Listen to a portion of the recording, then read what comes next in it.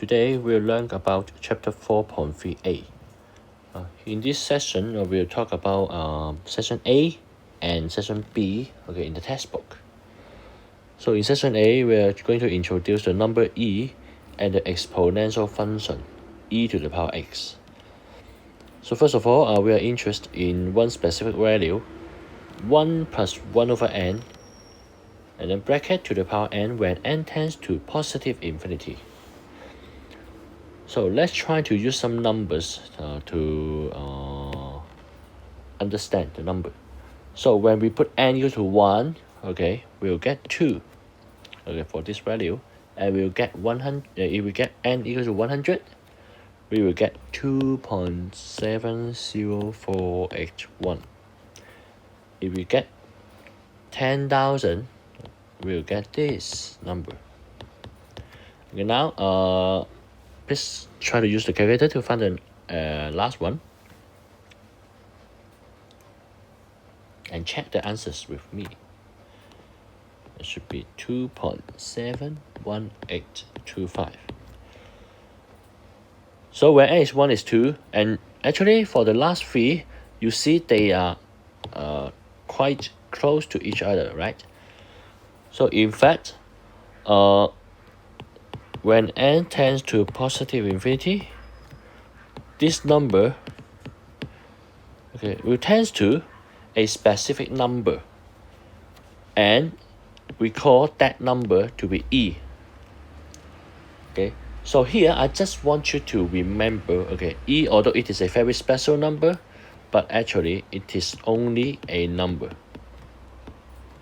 Remember, it is only a number. You want to find a similar number to e, then the feature may be pi. Pi is also a number, but it is very special, right? And e and pi, actually they are also irrational number.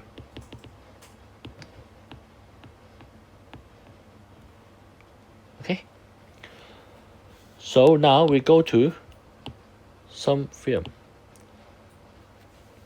So in theorem 4.8a, we just introduce this one. And then we try to make use of the theorem 4.8a to illustrate or introduce the others. So if we put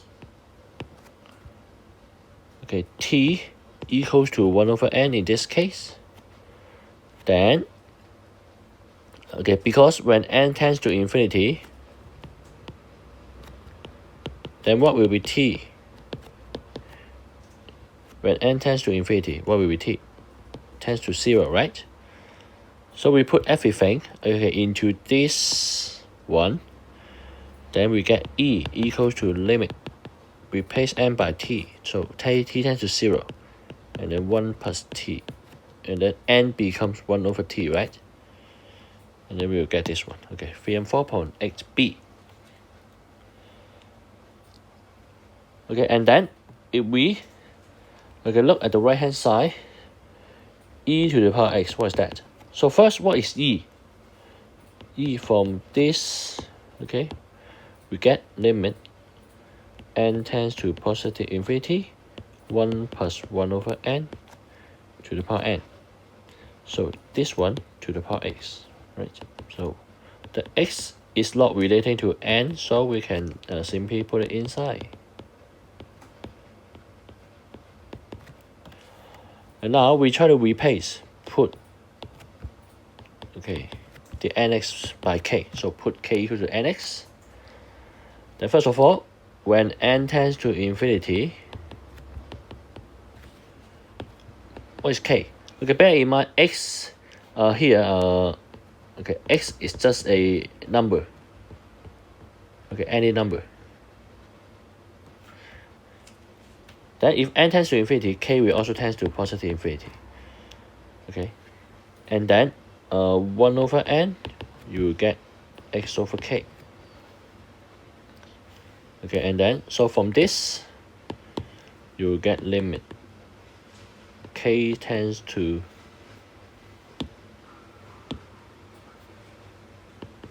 positive infinity, and then 1 plus 1 over n becomes x over k, and then the nx becomes k.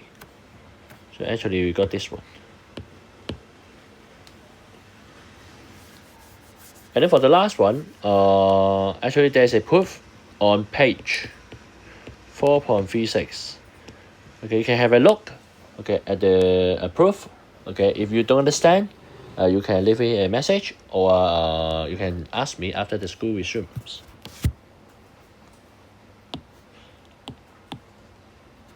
And as I just said, n is a number, right? So it satisfies all the index law.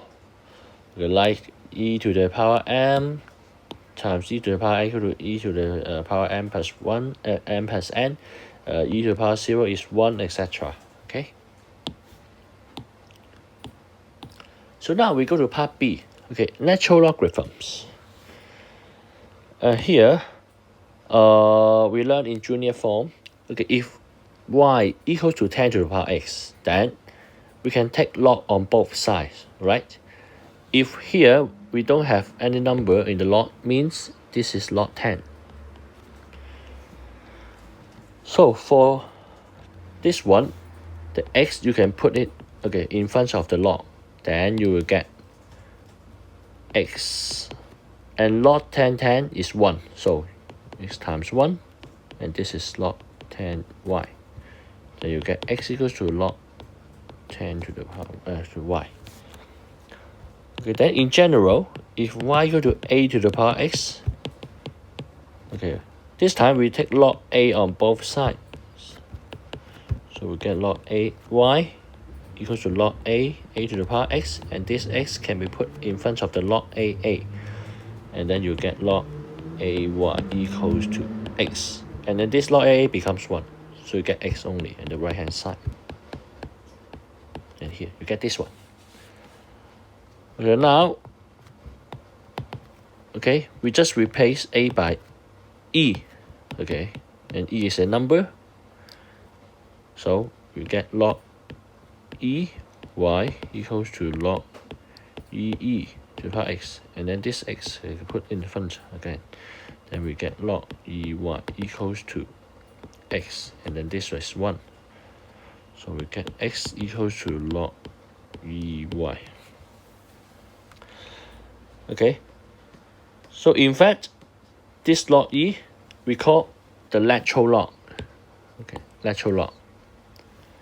And we have a special notation for this log e.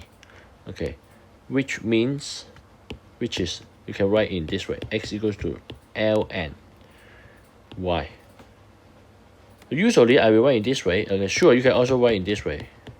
But sometimes, you mix up with like 1 or like in sometimes. So I usually don't use this one. Okay, so you can just try to follow, or okay. And this is lateral log. And then now, again, all the I just introduced the first one. Again, all the properties of logarithms also applied to the lateral logs. Okay, here I just show you a few examples. Okay, how to do the questions. Okay, by this exponential functions and logarithmic functions. Actually, this is the same as what you learned before, but you just have a new number which is called e. Okay. So in example 4.11, log e, and then the 2 you can put in front of the lateral log. Then log e is 1, so you get square root 2.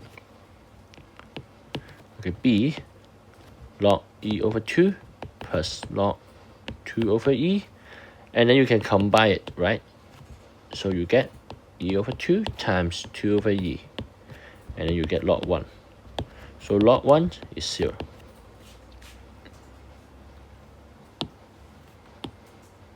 Okay, example 4.12.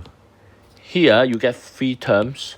So 3 seconds, what pop up in your mind? 1, 2, 3. I hope quadratic equation appear in your mind. Okay. So we try to use that. Okay, e to the power 2x plus 3 e to the power x minus 10 equal to 0. Okay, here we try to make it faster. So e to the power x, okay, plus 5 e to the power x minus 2.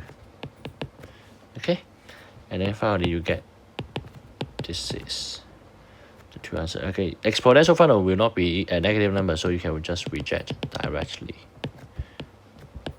This is 2. So e to the power x is 2. Then how to find x? Okay, you take natural log on both sides. And this x can be put here. So x equals to log 2. Okay, now we go to the last example. Okay. Log limit x tends to 2 logarithm. Because the natural log is continuous function when x is 2, so you can just simply put the 2 inside. 2 squared minus 2, 3 times 2 minus 1. So you get log 1. Then you can get 0 directly. Okay, for part B, limit x tends to 0, 7 minus 2.